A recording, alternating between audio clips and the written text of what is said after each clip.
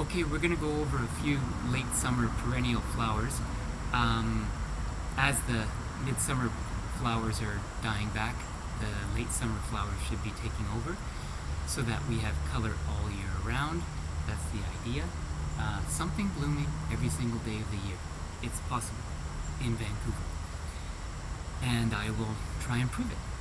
So today we've got the phlox that are just fading. They've been blooming for a month. Below them, purple Brighania that were blooming in the spring. Behind me, some perennial dianthus that get bigger every year, and they bloom for a month. And then above me here is the Nishiki willow, the dappled willow, which is one of my favorites. It's just amazing. Turns pink in the spring and then just looks great for the rest of the summer. Not much in the winter. Behind me a couple of big roses and winter clematis, but the star of the show right now is this plant. This is the rose of Sharon. Some know it as the rose of Sharon, but anyway, it's not a rose, it's a hibiscus, which, you know, why didn't they call it the hibiscus of Sharon? But, not my doing, okay? Very, very tough plant. Lasts for years and years, blooms all of August.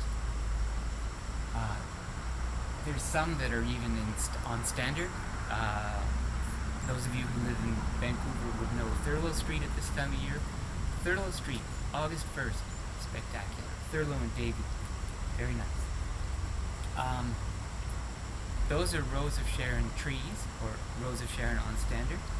But this is just a giant bush. Yeah, that's about as big as they get. They respond well to pruning, so you can like totally shape it after it finishes blooming, and it'll be even better next year. Okay, we're back in another one of my favorite perennial beds. None of this was planted this year. This is all at least 3-4 years old. On my right is a fall colored plant called the beauty berry. It's covered in berries that are going to turn an amazing shade of purple. Blue, purple. Anyway, later. In front of me, some Crocosmia lucifer. That signifies the time to spray for scale. Down below, some hostas. We got some daylilies, miscellaneous. In the front, peonies that are finished flowering. On the right side, a big daphne. Blooms in February, smells really good. But what I want to talk about today is this plant, affectionately known as the windflower. It can handle any wind. It's also Japanese anemone. It comes in pink as well as white. Dahlias are a terrific late summer perennial. You have to treat the bulbs carefully and overwinter them in peat moss, but they will come back every year if you do that. Here's another color. Beautiful winter.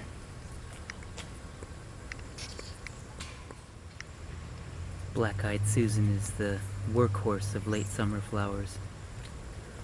You'd be a fool not to plant it. It comes back stronger every year. It's part of a much larger family called Rudbeckia.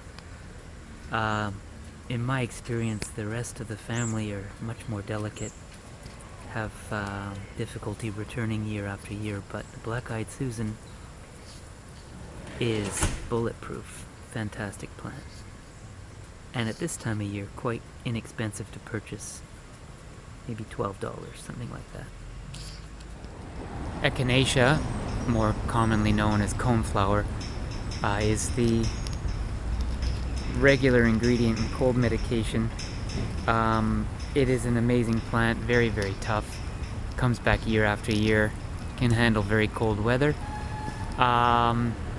It has recently been hybridized into different colors, which are not that hardy and won't survive the winter in my experience, although maybe others have had more luck. Here's one example of the coneflower hybrid in a gorgeous deep pink. I would be surprised if this is here next year. They are pretty delicate. Here we have a very rare plant called the Harlequin Glorybower. It's an extravagant name for something that looks kind of boring. It's huge. It's covered in these small white flowers, which smell really good in August. If you ever see this plant for sale, buy it. Snap it up.